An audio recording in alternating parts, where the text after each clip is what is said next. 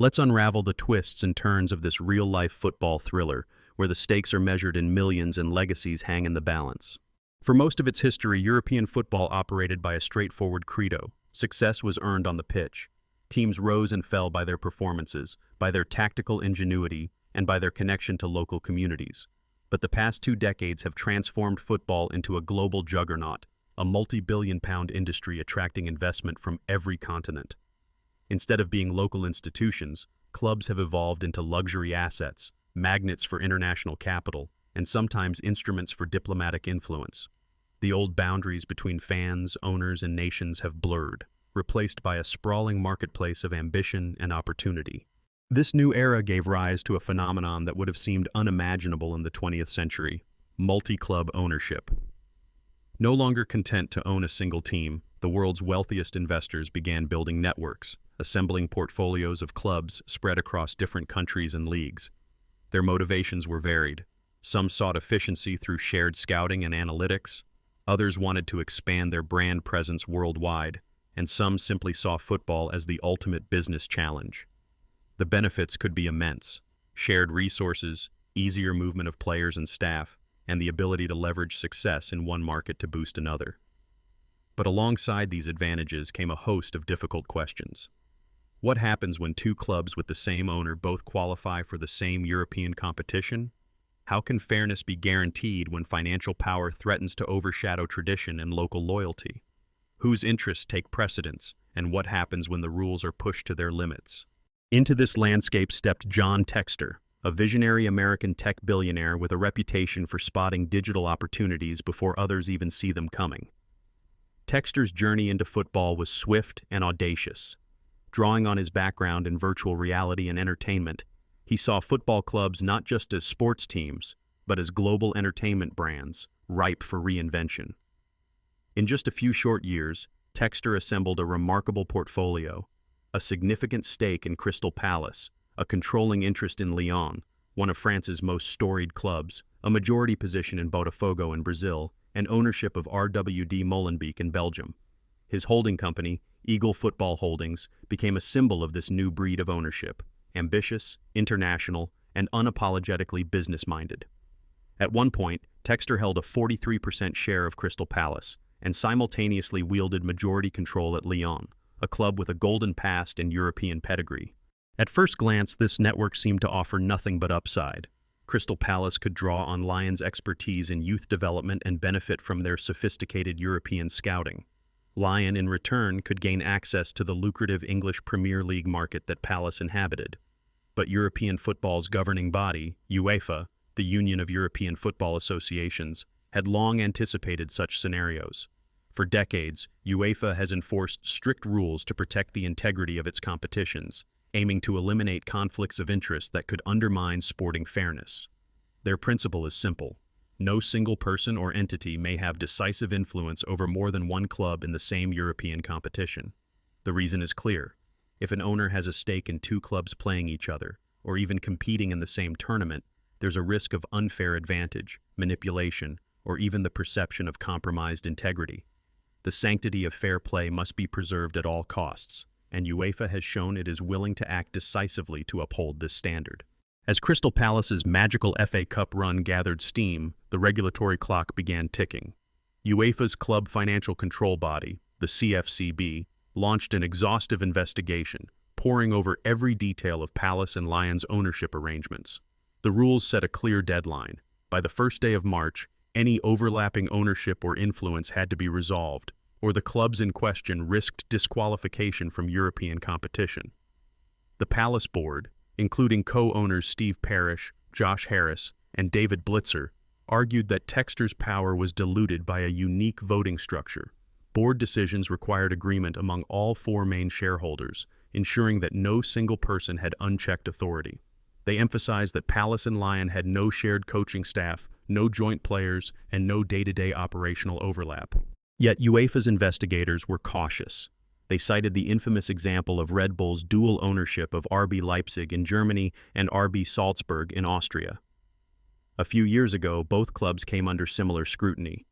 UEFA forced them to completely restructure governance, sponsorship deals, and even elements of their branding to prove genuine independence. The lesson was unmistakable. Surface-level separation was not enough. There had to be real, tangible independence, free from the possibility of behind-the-scenes influence or resource sharing. As the March deadline loomed, Textor scrambled to find a solution.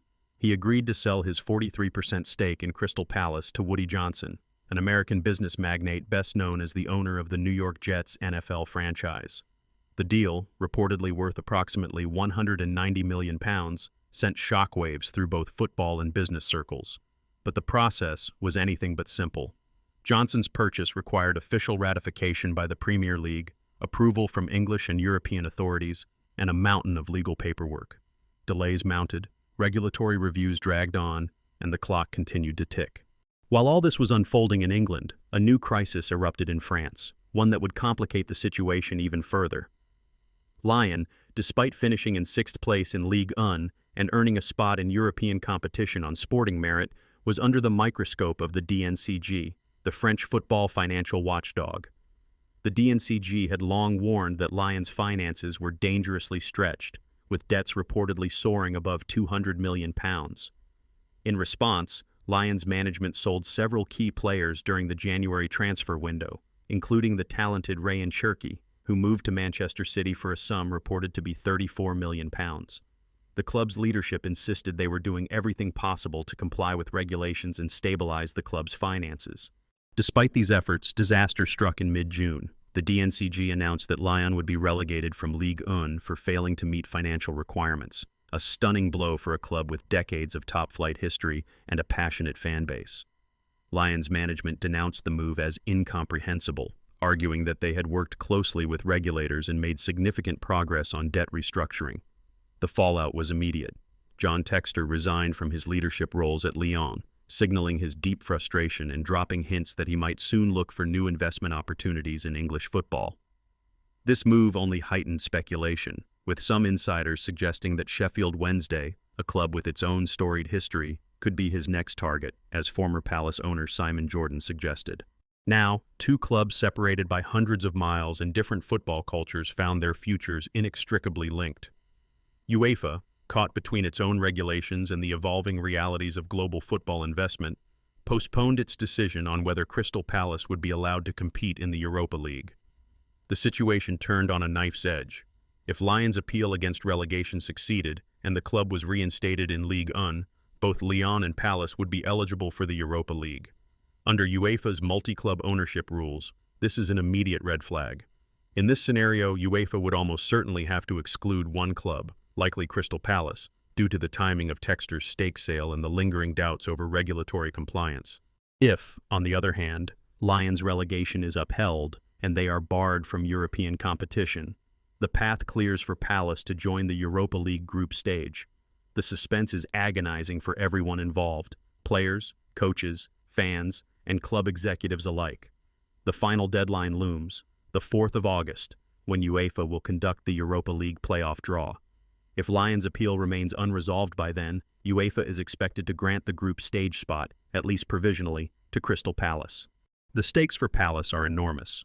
Participation in the Europa League is about much more than prestige. It represents a financial windfall that can secure a club's future for years. Tens of millions of pounds flow in from prize money, broadcast revenues, and lucrative sponsorship deals. For a club like Palace, which has spent many seasons fighting simply to remain in the English Premier League, a European adventure could be utterly transformative.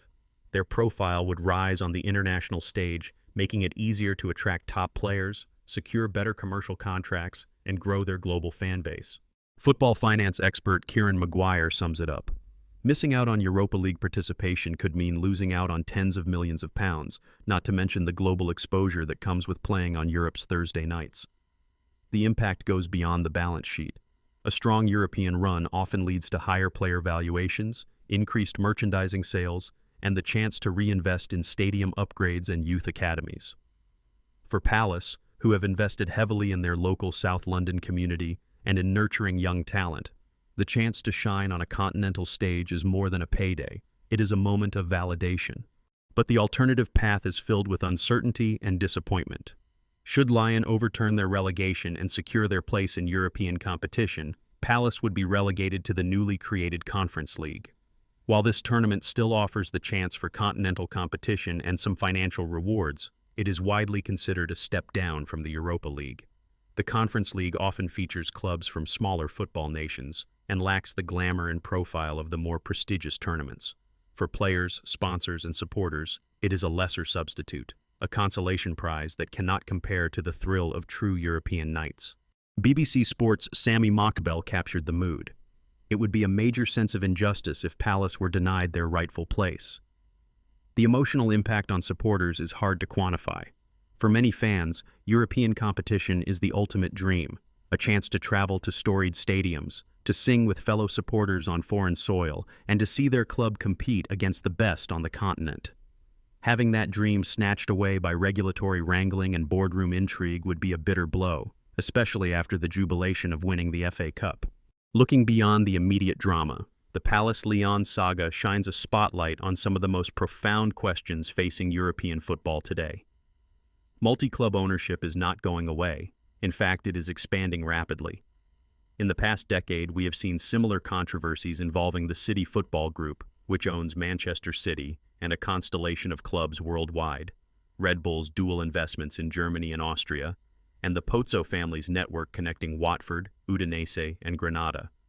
Each case has forced UEFA to adapt its rules, walking a tightrope between the need for investment and the preservation of fair competition.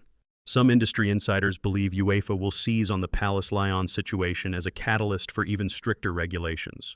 We may soon see new demands for transparency, more rigorous vetting of would-be owners, and mandatory divestments when conflicts arise. In the long term, this could force investors to make stark choices, prioritizing one club over another or restructuring their portfolios to avoid regulatory pitfalls. BBC Sports' Nick Masheter argues that UEFA's current approach, while frustratingly logical, may not be sufficient for the new era of global football finance. The coming years could witness a wave of legal challenges, forced sales, and dramatic shifts in the ownership landscape. There are also historical parallels to consider. In the early 2000s, Italian football was rocked by the Calciopoli scandal, where questions of influence and conflict of interest undermined the credibility of entire competitions. While the situations are different, the lesson is the same. Transparency and fairness are not just ideals, they are essential to the survival of the sport's integrity. UEFA's actions now will set precedents that echo for decades. For Crystal Palace's stakeholders, current and future, the lessons are stark. Football is no longer just a game. It is a complex, high-stakes business where decisions in the boardroom can be as decisive as a last-gasp winner in stoppage time. Investors must be vigilant, understanding not only the financial dynamics of their clubs, but also the intricate web of domestic and European regulations. A single oversight, an ill-timed stake sale, a missed regulatory deadline, or a misreading of UEFA's evolving rulebook can cost a club millions and alter its trajectory for generations. Supporters, too, must adapt to the new reality.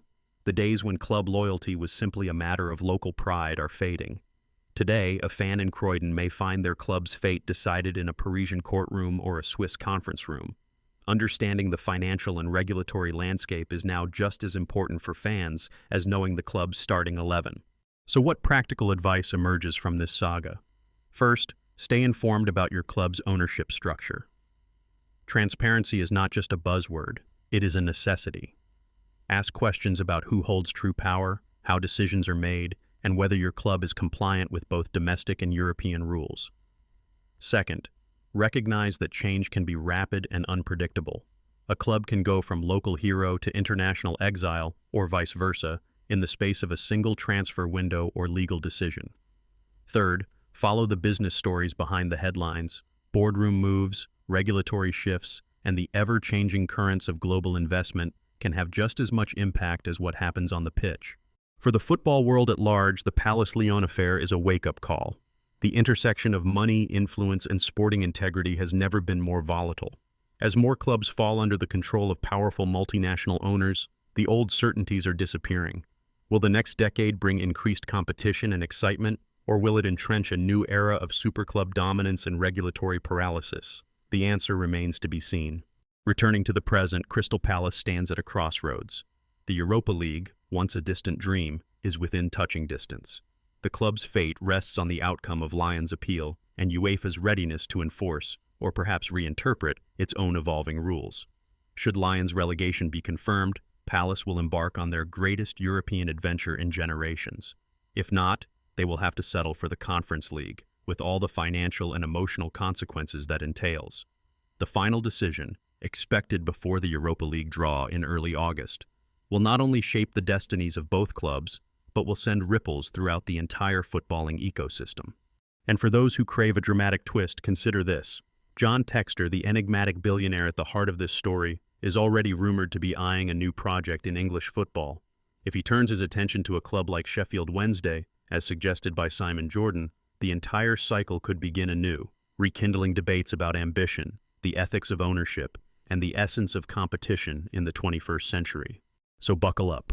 In the world of global football, today's crisis is tomorrow's opportunity. For fans, investors, and anyone with a passion for the beautiful game, this is an era of high drama and ever higher stakes.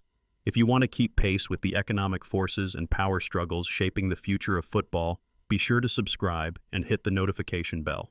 That way, you will never miss the real stories behind the headlines. Stories where every goal, every deal, and every decision